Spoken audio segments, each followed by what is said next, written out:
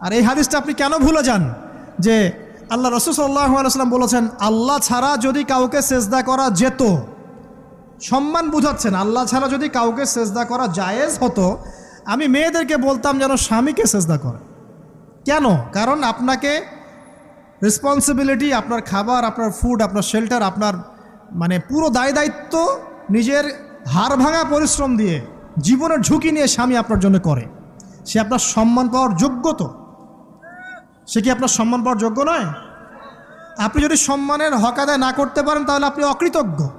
আর অকৃতজ্ঞ মেয়ে কখনো জান্নাতে যাবে? একটা হাদিসে আছে বেশিরভাগ মেয়ে জাহান্নামের যাওয়ার অন্যতম কারণ হচ্ছে তারা স্বামীর সাথে কুফুরি করে। কি করে?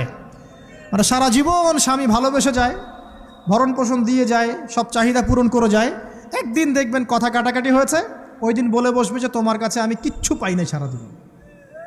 এই যে কুফুরি, এই কারণে তারা জাহান্নামে